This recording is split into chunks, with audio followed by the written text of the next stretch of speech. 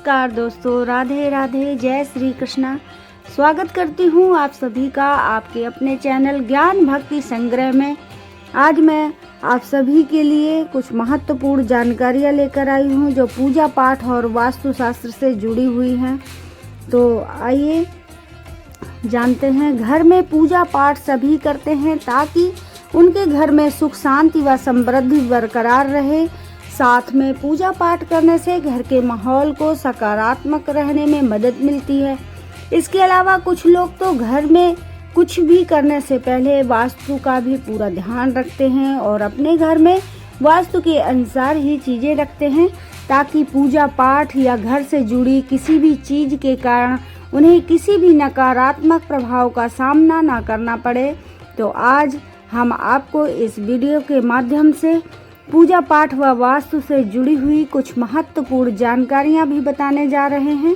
यदि आपको जानकारियों के बारे में विस्तार से जानना है तो इस वीडियो को पूरा एंड तक देखें। पूजा घर में पूजा की सभी चीज़ें होना अच्छी बात होती है, लेकिन ध्यान रखें कि पूजा घर में कभी भी 2 शिवलिंग, 3 गणेश की प्रतिमा, 2 सूर्य की प्रतिमा, 2 शंख, 2 गोमती चक्र, 2 शालिग्राम, 3 देवी का पूजन नहीं करना चाहिए। वास्तु के अनुसार ऐसा करना बिल्कुल भी शुभ नहीं माना जाता। पूजा पाठ करते समय सूर्य को जल चढ़ाते समय आप परिक्रमा जरूर करते हैं और हर देवी देवता की परिक्रमा अलग अलग होती है।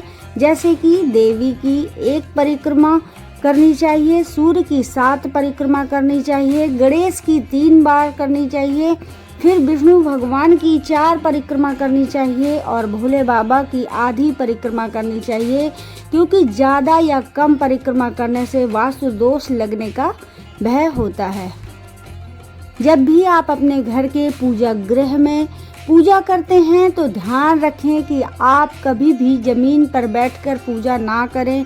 ऐसा करना बिल्कुल भी शुभ नहीं माना जाता, बल्कि पूजा करने से पहले आप अपने लिए आसन जरूर बिछाएं। यदि आप अपने घर में शिवलिंग की स्थापना करना चाहते हैं तो ध्यान रखें कि घर में अकेले शिवलिंग की स्थापना नहीं करनी चाहिए, क्योंकि ऐसा करना बिल्कुल भी शुभ नहीं होता। बल्कि यदि आप घर में शिवलिंग स्थापित करना चाहते हैं तो आपको पूर्ण शिव परिवार की स्थापना करनी चाहिए।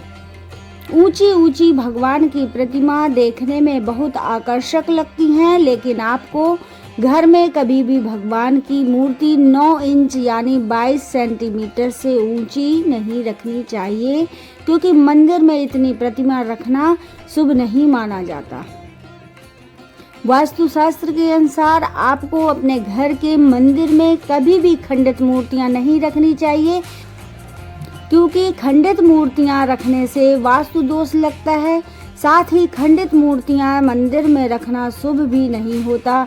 इसके अलावा ध्यान रखें कि जब भी कोई मूर्ति खंडित हो जाए तो उसे ऐसे ही फेंके नहीं, बल्कि प्रवाह करें।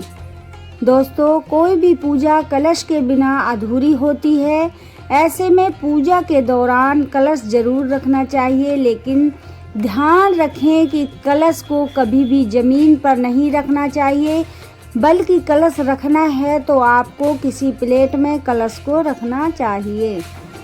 जब भी आप घर में हवन करवाते हैं तो कई बार ऐसा होता होगा कि हवन सामग्री बच जाती है और आप बची हुई हवन सामग्री को मंदिर में रख देते होंगे।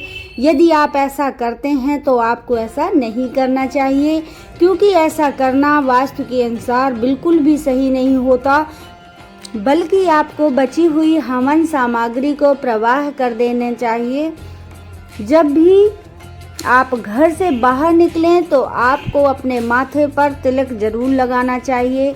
हो सके तो चंदन का तिलक लगाकर निकलें। ऐसा करना बहुत ही शुभ माना जाता है। दोस्तों, यदि आप अपना नया घर बनाने जा रहे हैं तो आपको अपने घर में पुराने घर से निकला हुआ लोहा, लकड़ी, पत्थर, ईंटें आदि नहीं लगानी चाहिए, क्योंकि वास्तु के अनुसार ऐसा करना बिल्कुल भी शुभ नहीं माना जाता। जब भी आप आरती करते हैं तो आप सभी भगवान की तरफ एक ही जितनी आरती घुमाते हैं, जबकि वास्तु के अनुसार आपको विष्णु के समक्ष 12 बार, सूर्य के समक्ष 7 बार, दुर्गा के समक्ष 9 बार, भोले बाबा के समक्ष 11 बार और गणेश के समक्ष 4 बार आरती घुमानी चाहिए। घर में शंखनाद करना बहुत ही शुभ माना जाता है, साथ ही मंदिर में रखना भी बहुत शुभ होता है, लेकिन ध्यान रखें कि आप घर के मंदिर में 2 शंख ना रखें और ना ही कभी शंख को गलती से भी जमीन पर रखें, क्योंकि ऐसा करना बिल्कुल भी शुभ नहीं होता। दोस्तों, जब भी आप पूजा करते हैं तो ध्यान रखें कि पूजा करते समय आपका मुंह हमेशा पूर्व की तरफ होना चाहिए, क्योंकि पूर्व दिशा की तरफ मुंह करके पूजा करना बहुत ही शुभ माना जाता है। यदि आपका मुंह पूर्व की तरफ नहीं होता तो आप पश्चिम की तरफ भी अपना मुंह कर सकते हैं। यदि आप अपने घर में शिवलिंग लाती हैं तो ध्यान रखें कि आप कभी भी शिवलिंग को जमीन पर नहीं रखें, बल्कि आप रेशमी कपड़ा बिछाएं और उसके बाद उसे जमीन पर रखें, क्योंकि शिवलिंग को जमीन पर रखने से वास्तु दोष लगता है। साथ ही इससे आपको आर्थिक तंगी जैसी समस्या का सामना भी करना पड़ सकता है। तो यह है वास्तु व पूजा पाठ से जुड़ी जानकारियाँ। तो आपको भी इन सभी बातों का ध्यान रखना चाहिए, क्योंकि इन सभी बातों का ध्यान रखने से घर के माहौल को पॉजिटिव रखने, घर में सुख शांति व समृद्धि को बरकरार रखने में मदद मिलती है। धन्यवाद।